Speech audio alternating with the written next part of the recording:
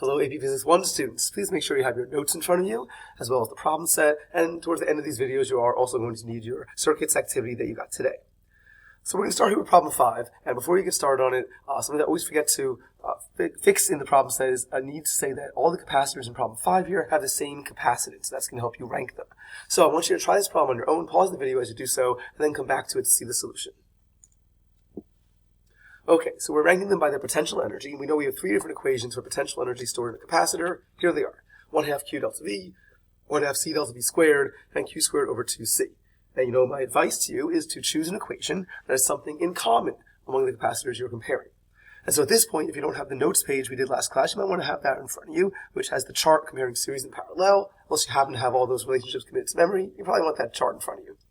All right, so we look at this complicated arrangement of capacitors. We want to find somewhere where there's this very simple connection, something that's either clearly in series or clearly in parallel. There's a couple of different places to look, but one is right here with C and D. So hopefully you see that C and D are in series. They're connected to each other and not connected independently to anything else. So we look at our chart and we know that what's in common? Well, charge is in common. And so which equation should we use? Well, I'd say this third one is going to look at because they have the same charge and the same capacitance, which means they must store the same amount of energy. So we know that C equals D. Now, technically, PEC equals PED, but I didn't want to type all that. So the energy stored in C equals the energy stored in D. Okay. Where else is there a simple connection? Well, hopefully you see that A and E have a simple connection, right? One side of A is connected to the battery, and one side of E is connected to the battery, but the other side is connected to other things in between. They are also in a series connection. And since they're in series, they'll have the same charge, and the same capacitance, they will store the same energy. So A equals E. All right, that's the easy stuff. Now comes the harder part. Here, we have a junction. When you see a junction, immediately you're thinking parallel. Now, you can't really say that B is in parallel with C or B is in parallel with D. We really say that B is in parallel with the combination of C and D. There's 2 different branches here that are parallel, but there's 2 capacitors on that branch. So what do we do? Well, looking at our chart, we know that when capacitors or branches are in parallel, the voltage is the same. So the voltage across B is the same as the whole voltage across C and D together. So what would be a good equation to look at? Well, probably this second one, because the 2 branches have the same voltage. Now we want to look at the capacitance on either branch, really the equivalent capacitance on the left side and on the right side. On the left side, we just have capacitor B, but on the right side, we have C and D, which we already know are in series. And now again, looking at our chart, we know when capacitors are in series and you put them together, the equivalent capacitance is less. So the equivalent capacitance on the left is greater than the equivalent capacitance on the right. So now, if the 2 branches have the same voltage, but the one on the left has more capacitance, we know that B is going to be larger than either C or D. Okay, so do we have enough to start ranking them? Well, not quite yet, because we still have to compare A and E to B. Here again, we look at the junction. As charges start moving around, pulled off at one plate and deposited on the other, what happens to charge when it gets to a junction? Well, it's kind of split. Right? Charges are actual things. When charge is pulled off capacitor plate here for E, some charge goes this way and some charge goes that way. So that means that whatever charge is on capacitor E is split among B and C and D. Right? And that means that B must get less charge than capacitor E. So what's a good equation here? I would say this one, right? Same capacitance, but less charge for B means that B must be less than either A or E, since A and E are the same. All right, so now we have enough to rank them. So what's first? Well, it's A and E because they got all the charge. All the charge that went through the battery was deposited on either A or E. What's next? Well, it's going to be B because B beats the others. And last is third. In third place is C and D. They get the same amount of energy stored. Okay, let's continue in our notes. I just want to backtrack a little bit. You recall that we started part of this topic with looking at the battery. We modeled the battery as oppositely charged parallel plates, so go ahead and draw them with their uniform electric field between them. Remember, the idea of holding electrons against their will against the negative plates is really a model for what happens inside the battery, where the chemical reaction pushes electrons there, holding them against their will, storing potential energy in the system. But remember, the battery is one big object, so this dashed line represents the confines of the battery. And these electrons are there against their will. Where do they really want to go? Well, they really want to go to the positive plate there, the positive terminal, but they can't get there through the battery because the reaction won't let them. So how can we get the electrons to get where they want to go? Well, they can't go through the battery. We must provide some sort of external path, an escape route, some sort of conducting material that allows electrons to leave here, release their energy, and get back to the battery in the positive terminal, where now the chemical reaction will do its job, pushing them where they don't want to go, and round they'll go. All right, so external to the battery, let's say we put something there that will do something powered by the battery, maybe like a light bulb. And so the question is, what do we need to get that light bulb to light and to stay lit? Or really, what is necessary to maintain the flow of charge? We want charges to keep flowing through the battery. Well, first of all, you probably said we need a battery, right? So we'll call that a source of voltage.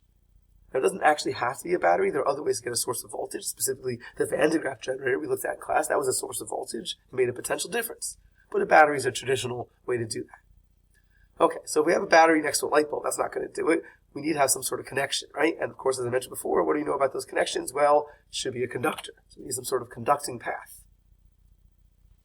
This is often in the form of wires, but doesn't actually have to be in the form of wires. Really, anything that will conduct electricity will provide the path. But if you just have the battery and a conducting path out of the battery, and over here is the light bulb, it still won't light the light bulb. You need this part here. We need a complete path or a circuit. Now electrons can leave the battery, release their energy, and then come back into the battery, and round they'll go. And now we'll have a maintained flow of charge. But if the connection is broken, we don't have a complete path.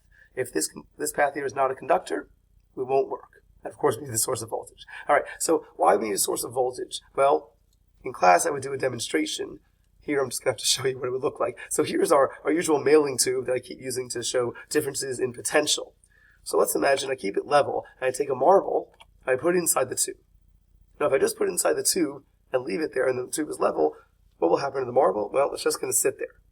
Is gravity acting on it? Of course it is. But what else is acting on it? The normal force, right? And so gravity and the normal force will cancel each other out, and the marble will just sit there and not accelerate. However, what happens if I tilt the tube? Well, now gravity points straight down. With normal force on the angle, it can't cancel out gravity. And of course, we know the marble is going to accelerate down the tube because there's a difference in height. Marble accelerates down the tube, it'll come out, and then usually I have a student standing here to catch the marble, and they return it to me. And now we have a model for a circuit. What are the parts of our model? Well, what is the marble representing? Hopefully you're saying it's going to represent a charge, right? The charges that are flowing throughout the circuit. What does the tube represent? Well, that's the wire. So where's the battery in this? Discuss with people around you. All right, so hopefully you came to the consensus that I would be the battery, or whoever it is that's lifting the marble up through a change in height, right? That gives it potential energies. That's what a battery does. It pushes charges where they don't want to go, giving them electric potential energy. And then they're released into the circuit to release that energy, and then round and round they go. And so whoever it is that gives the charge, or gives the marble potential energy, is acting like the battery, giving the charges potential energy. There must be a difference in height for this to happen, so there must be a difference in potential or a voltage for this to happen. So here's just one model, one way of visualizing what's happening inside a circuit. In this topic, we'll be choosing a lot of models, a lot of different analogies. Okay, so now we have the charges flowing around, they're moving around. Now we have what's called electric current. We define current as the rate of charge flowing perpendicularly past a point in a conductor. So it's not how quickly the charge moves, it's how much of it moves. And just so you know, current is also known as electricity. They are exactly the same thing, they are interchangeable, they are synonymous. Our symbol for electric current, of course, is going to be capital I. That doesn't make any sense, I know. But we have to use I for something, although we've actually already used I for moment of inertia. Right, so that's a little confusing, although we're not really going to mix and match. And this is also one of the reasons why I didn't want you to use capital I for impulse, because then I would be really overused. Okay, so the charge is flowing in a conductor. Here's a picture of that. So here is the wire, which again is blown up, sort of like the tube. If we pick one place along the wire and sort of set up shop here and watch as charges pass through, there's now a delta Q passing by. And so the rate of these charges passing by, that's what we call electric currents.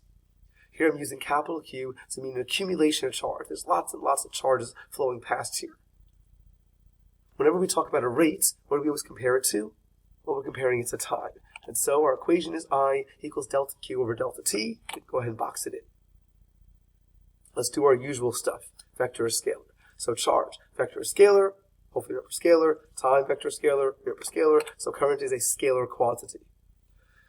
Now this gets a little bit confusing as soon as I do that, because very often when we draw circuit diagrams, we will be labeling the currents, and then we're going to put arrows next to them so we can sort of visualize which way the charges are moving.